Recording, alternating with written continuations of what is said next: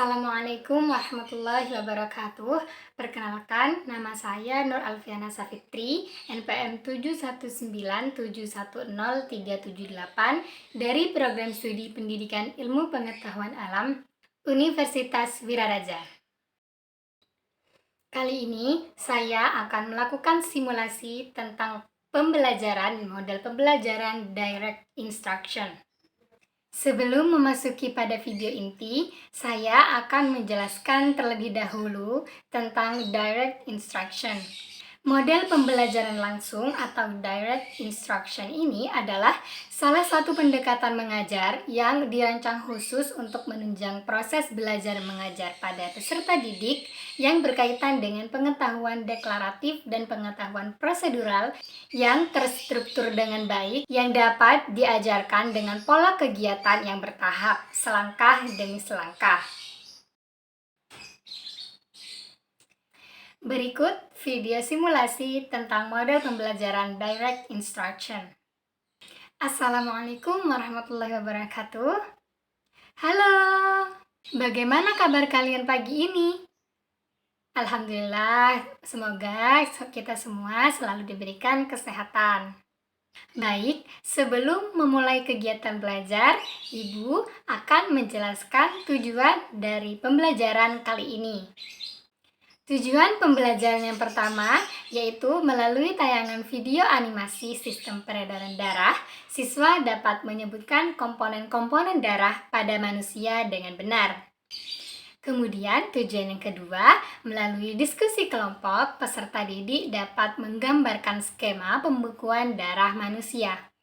Dan yang ketiga, disajikan soal tanya jawab, siswa dapat mendeskripsikan proses peredaran darah manusia. Yang keempat, melalui pemanfaatan kit alternatif dan alat sederhana, siswa dapat membuat model sistem peredaran darah pada manusia. Dan yang kelima, melalui kegiatan percobaan, siswa diminta bekerja berpasangan yang diukur denyut nadinya sebelum beraktivitas fisik dan dihitung waktu dengan stopwatch. Siswa dapat mempresentasikan hasil percobaan pengaruh aktivitas, jenis, intensitas, atau durasi dengan frekuensi denyut jantung. Nah, kalian tahu tidak pengertian dari sistem peredaran darah pada manusia? Ada yang tahu pengertian dari sistem peredaran darah manusia? Tidak ada ya?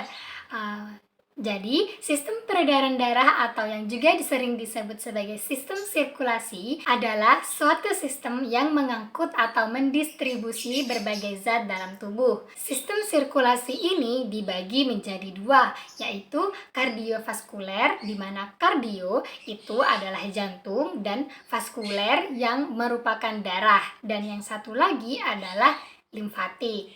Fungsi dari sistem sirkulasi yang utama adalah mengalirkan gas yaitu oksigen dan karbon dioksida, mengalirkan nutrisi dari saluran pencernaan menuju sel-sel di tubuh. Kemudian mengambil sisa metabolisme ke sistem ekskresi. Nah, di sini terdapat dua sistem sirkulasi, yaitu sistem sirkulasi terbuka dan sistem sirkulasi tertutup.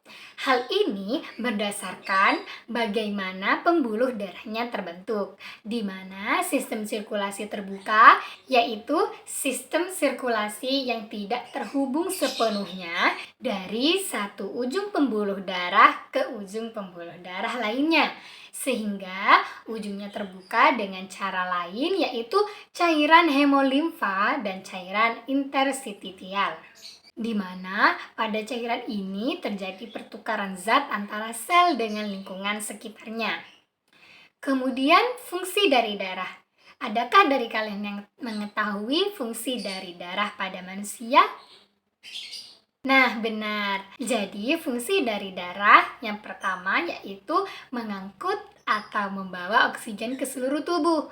Yang kedua, selain oksigen, darah juga mengangkut atau membawa sari-sari makanan ke seluruh tubuh. Kemudian mengangkut sisa-sisa zat metabolisme dalam tubuh, mengedarkan hormon untuk mengatur fungsi dan kinerja tubuh, mengatur keseimbangan pH dan suhu tubuh. Kemudian yang terakhir, melawan penyakit atau gangguan dari kemampuan menghasilkan antibodi.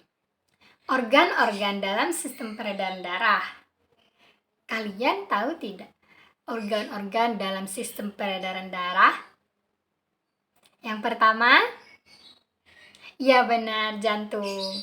Kemudian dalam organ-organ juga terdapat pembuluh darah. Nah, pembuluh darah ini terdapat dua, yaitu pembuluh darah arteri dan pembuluh darah vena. Kemudian yang ketiga ada pembuluh darah. Nah, pembuluh darah ini dibagi menjadi tiga. Yang pertama pembuluh darah arteri, yang kedua pembuluh darah vena, dan yang ketiga pembuluh darah kapiler. Selanjutnya, Ibu akan menampilkan video animasi tentang sistem peredaran darah pada manusia sehingga kalian nanti bisa paham apa itu sistem peredaran darah, macam-macam dari sistem peredaran darah, organ-organnya, dan juga fungsi dari setiap organ-organ pada sistem peredaran darah manusia. Nah, hari ini Mama bantu kita ya buat membahas tentang sistem peredaran darah pada manusia. Oke, Pipo. Teman-teman, kalian ingat kan kalau proses pencernaan makanan menghasilkan sari makanan? Sari-sari makanan hasil proses pencernaan akan diedarkan ke seluruh bagian tubuh untuk dimanfaatkan. Nah, bagian tubuh yang memiliki tugas untuk mengangkut dan mengedarkan sari makanan adalah darah. Selain itu, darah juga berfungsi mengedarkan oksigen dan karbon dioksida hasil pernafasan. Nah, setelah kalian menonton video animasi yang tadi, adakah yang bisa menjelaskan tentang pengertian dari pembuluh darah vena? Yang bisa ngaceng ya? Ya, silahkan. Apa itu pembuluh darah vena? Ya, benar. Pembuluh darah vena adalah pembuluh darah yang berujung di serambi jantung dan berfungsi membawa darah kembali ke jantung. Kemudian, Ibu akan bertanya pengertian dari pembuluh darah kapiler. Nah, ada yang bisa menjelaskan pengertian dari pembuluh darah kapiler itu? Kalau kalian mengamati video animasi yang tadi Ibu tampilkan dengan baik, pasti kalian akan tahu pengertian dari pembuluh darah kapiler. Tidak ada yang menjawab ya? Ini berarti kalian tidak mengamati video dengan baik dan tidak mencermati materi yang Ibu tampilkan pada video animasi tadi. Oke, baik. Ibu akan menjelaskan tentang pembuluh darah kapiler. Pembuluh darah kapiler adalah pembuluh yang berperan dalam pertukaran zat di dalam darah. Pembuluh darah kapiler menyerap zat-zat atau sari-sari makanan dari usus, menyaring darah dari dalam ginjal menjadi tempat terjadinya atau proses pertukaran zat antara darah dan cairan dalam jaringan, mengambil zat-zat yang diperlukan oleh kelenjar, dan masih banyak lagi. Nah, Ibu akan membagi kalian menjadi beberapa kelompok. Absen 1 sampai absen 5 itu kelompok 1, absen 6 sampai 10 kelompok 2, absen 11 sampai 15 kelompok 3, absen 15 sampai 20 itu absen 4 dan selanjutnya berkelipatan 5 ya. Silahkan berkumpul dengan kelompok kalian masing-masing. Sudah selesai ya? Sudah berkumpul kan dengan teman-temannya dalam satu kelompok? Nah, Ibu akan mengadakan game ya ini ya. Tapi bukan game permainan yang biasa-biasa. Ini tentang science. Jadi, science game. Ibu akan memberikan soal, nanti kalian akan menjawab iya atau benar. Jika jawabannya benar, kalian akan menjawab ya dengan tangan yang seperti ini. Kemudian jika tidak, kayak gini. Nah, kalau misalnya tidak atau misalkan salah pertanyaan atau pernyataan yang Ibu utarakan nanti, Kalian memberikan alasannya kenapa pernyataan atau pertanyaan yang Ibu katakan itu salah. Jadi harus ada alasannya. Pertanyaan pertama, apakah fungsi sistem sirkulasi pada manusia adalah menghantarkan rangsang ke seluruh tubuh? Siapa yang bisa menjawab? Kelompok berapa yang bisa menjawab? Nanti Ibu akan memberikan nilai plus untuk kalian. Ya, kelompok 2. Silakan jawab. Apakah pertanyaan Ibu tadi benar atau salah? Ya, salah. Kenapa pertanyaan Ibu ini salah?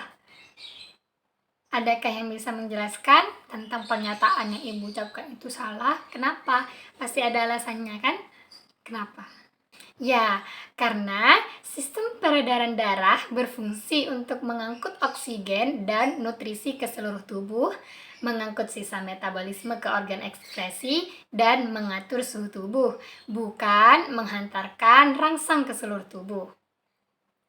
Bagus, nilai plus untuk kelompok 2. Kemudian pertanyaan yang kedua, apakah protein terbesar yang menyusun plasma darah adalah albumin? Siapa yang bisa menjawab? Kelompok 5, silakan menjawab. Apakah pertanyaan Ibu ini benar atau salah? Ya, benar. Karena albumin adalah cairan infus yang digunakan untuk mengatasi hipoalbuminemia, yaitu rendahnya kadar albumin dalam darah.